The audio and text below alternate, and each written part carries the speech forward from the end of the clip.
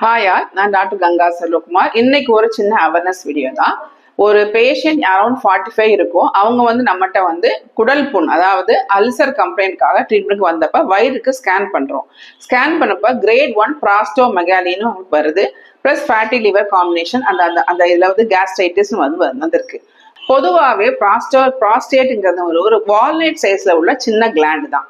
ஆண்களுக்கு நீர்ப்பைக்கு கீழே யுரித்ரா, அதாவது யுரித்ரல் ஆரிஃபேஸ் யுரித்ரா போற வழியில ஒரு சின்ன வால்நட் சைஸ்ல ஒரு கிளாண்ட் இருக்குது. இந்த கிளாண்ட் ரொம்ப ரொம்ப முக்கியமா அவங்களுக்கு ஆண்களுக்கு உபயோகமா இருக்கு. அதாவது ஸ்பெர்மோட மொட்டிலிட்டி காரணமா இருக்கு. அது போகவும் ஸ்பெர்மோட பாத்தீங்கன்னா ஜிங்க் புரோட்டீன்லாம் அதுக்கு கண்டென்ட் பண்ணி ஸ்பெர்முக்கு நல்ல ஒரு நியூட்ரிஷன் டயட் கொடுக்குற மாதிரி இந்த ப்ராஸ்டேட் கிளாண்ட் செக்ரீஷன் ஹெல்ப் பண்ணுது. இன்னும் பாத்தீங்கன்னா ஆஃப்டர் எஜாகுலேஷனுக்கு பிறகு ஸ்பெர்ம் ஃப்ரீயா மூவ் பண்ணி போறது, ஸ்விம் பண்ணி போறதுக்கும் ஹெல்ப்ஃபுல்லா இருக்கு. அது போகும் டெஸ்டோஸ்டிரான் ஹார்மோன் நல்லா அதாவது ஆக்டிவேட் ஆகிறதுக்கும் இந்த ப்ராஸ்டேட் கிளாண்ட் உள்ள லிக்விட் நமக்கு ஹெல்ப் பண்ணுது.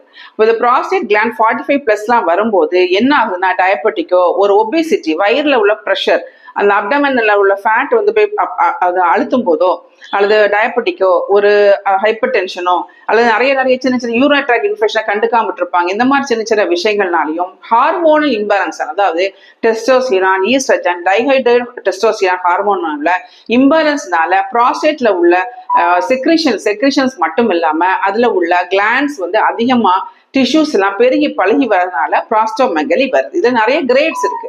இதனால அவங்களுக்கு ட்ரிப்ளிங் ஆஃப் யூரின் வரும், யூரினரி அர்ஜென்சி, அடக்க முடியாத யூரின் வரும், எங்க போனாலும் இல்ல இருமா தும்னா லீக்கேஜ் ஆகும். இந்த மாதிரி ப்ராப்ளம்ஸ் அதிகமா வந்துட்டு இருக்கு. நம்மளோட சித்த மருத்துவத்துல இந்த பிராஸ்டோமெகாலி ப்ராப்ளத்துக்கு அற்புதமான மருந்துகள் இருக்கு. முக்கியமா பாத்தீங்கன்னா அமுக்கரா பொடி நம்ம ஹார்மோன்ஸ் லெவல்ஸை நார்மல் பண்ணும்.